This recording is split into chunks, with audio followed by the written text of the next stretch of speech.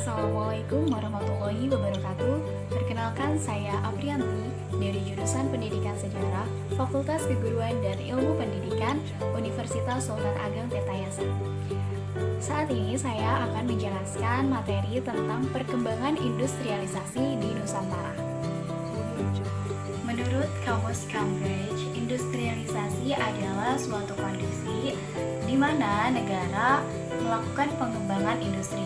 Sedangkan menurut Dragos Simandan memaparkan bahwa industrialisasi merupakan istilah mengenai seluruh kegiatan ekonomi serta sosial yang terkait dengan penemuan cara yang lebih baik dan efisien untuk mendapatkan suatu nilai. Nah, hal ini dapat kita simpulkan bahwa kegiatan industrialisasi ini tidak jauh dari istilah ekonomi. Pada masa sebelum adanya kolonialisme, nenek moyang Nusantara sudah memulai perdagangannya dengan memperdagangkan hasil pertaniannya seperti lada, cengkeh, kayu, manis, dan ketiga rempah-rempah tersebut merupakan rempah-rempah yang paling diminati oleh bangsa Eropa dan Cina. Bahkan rempah-rempah tersebut sudah diekspor hingga ke wilayah dinasti Han di Cina. Nah, yang kedua adalah pada masa VOC. Nah, pada masa VOC ini memiliki 5 kebijakan.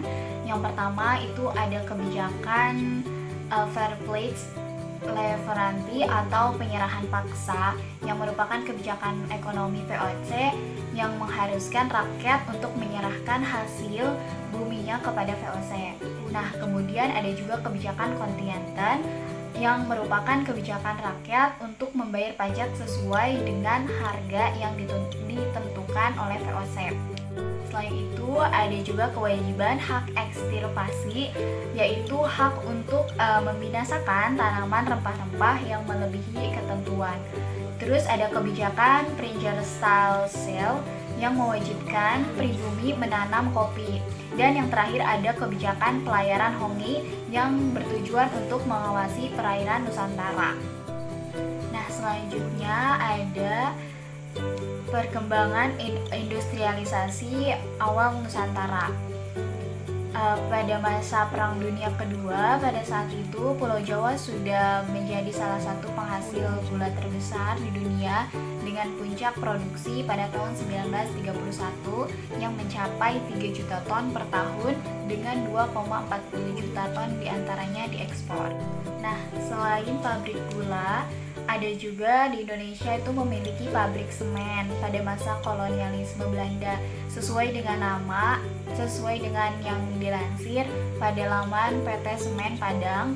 Nah, pabrik ini sudah berdiri pada tahun 1960, tepatnya pada tanggal 18 Maret.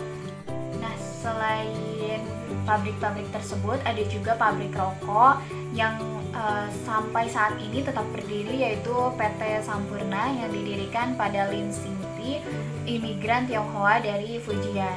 Nah, ada juga tidak hanya bahan pangan atau konstruksi bangunan, pada masa kolonialisme Belanda ini pun berhasil mendirikan bengkel untuk pengadaan, untuk pemeliharaan dan perbaikan pada masa pemeliharaan dan perbaikan alat-alat perkakas senjata pada masa Belanda waktu itu. Nah, selanjutnya pada masa kependudukan Jepang. Pada masa pendudukan Jepang ini, Jepang membentuk sebuah koperasi yang bernama Kumai. Nah, Kumai ini merupakan koperasi untuk tempat pengumpulan beras-beras.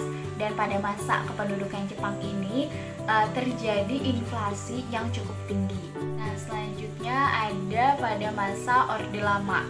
Di masa Orde Lama ini melakukan beberapa kebijakan untuk menstabilkan perekonomian Indonesia, dari kebijakan Benteng hingga kebijakan Gunting Syafruddin.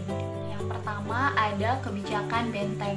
Kebijakan Benteng adalah sebuah program kerja ekonomi yang pada saat itu dicanangkan oleh Kabinet Nasir yang muncul pada tahun 1957 ini oleh Sumitro Jojo Hadikusumo yang bertujuan untuk membangun kelas pengusaha yang berasal dari masyarakat pribumi.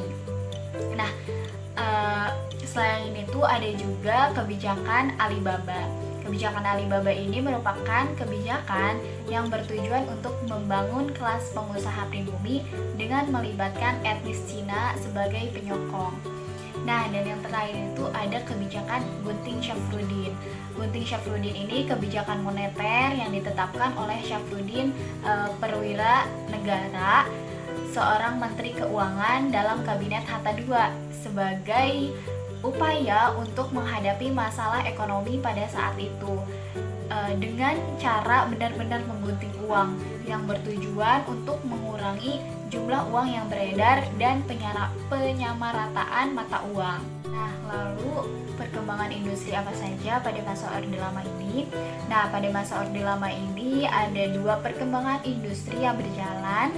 Yang pertama itu ada PT Krakatau Steel, di mana PT Krakatau Steel ini didirikan pada akhir masa Orde Lama dan awal Orde Baru, yaitu pada tahun 1970. Dan yang kedua itu ada PT Dirgantara Indonesia, industri pesawat terbang yang pertama dan satu-satunya di Indonesia.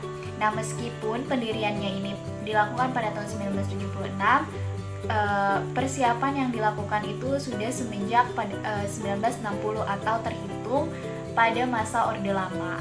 Nah, kedua-duanya ini memang dicanangkan atau dipersiapkan pada masa Orde Lama, walaupun berdiri atau berjalannya itu pada saat Orde Baru.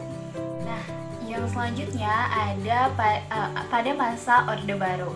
Pada masa Orde Baru ini, pemerintah mengambil peran besar dalam sektor industri. Nah, strategi industrialisasi yang dikendalikan negara menjadi pilihan yang dicirikan adalah program substitusi impor. Terus ada juga salah satu momentum yang tidak kalah penting adalah pada saat keuntungan dari ekspor minyak yang memberikan pemasukan keuangan. Selain itu, pada masa Orde Baru ini, kemajuan pesat sektor industri tidak bisa dipisahkan dari tiga variabel penting kebijakan industri, yaitu dari ideologi industrialisasi, proteksi negara, dan peningkatan pendapatan negara yang luar biasa dari hasil minyak bumi. Nah, dan yang terakhir adalah pada masa reformasi atau era pasca Soeharto yang dimulai pada tahun 1996. Tepatnya pada saat itu Presiden Soeharto mengundurkan diri pada tanggal 21 Mei 1998 dan digantikan oleh wakil presiden saat itu, yaitu B.J. Habibie. Nah, periode ini dicirikan oleh lingkungan sosial politik yang lebih terbuka dan isu-isu selama periode tersebut diantaranya dorongan untuk menerapkan demokrasi dan pemerintahan sipil yang lebih kuat elemen militernya. Nah, yang pertama pada masa B.J. Habibie, pada saat itu terjadi kemacetan dalam bidang ekonomi yang berakhir dengan upaya peningkatan distribusi impor. Nah, pada masa Abdurrahman Wahid, presiden selanjutnya, itu terjadi sektor properti yang dibangkitkan dari kehancurannya pasca krisis 1998. Dan tim ekonomi Gus Dur atau Abdurrahman Wahid ini sukses menjaga harga beras yang stabil di level rendah sehingga mengakibatkan daya beli masyarakat bawah perkotaan terus terjaga. Selanjutnya Presiden Megawati Soekarno Putri. Nah, pada masa pemerintahannya beliau, privatisasi BUMN itu pengelolaan hutang luar negeri, terus juga fokus terhadap restrukturasi keuangan dan usaha kecil menengah. Namun pada saat itu belum ada kebijakan yang mengatur industri dengan sangat jelas. Nah, selanjutnya pada masa Presiden Susilo Bambang Yudhoyono atau lebih akrabnya dikenal dengan SBY, ini mengajukan usulan ekonomi terbuka. Selain itu, pada masa pemerintahannya, harga minyak pun melambung tinggi. Yang terakhir pada masa Presiden Joko Widodo. Pada masa pemerintahannya beliau, ini memfokuskan pada perkembangan industri manufaktur, sehingga jumlah industri di Indonesia semakin meningkat.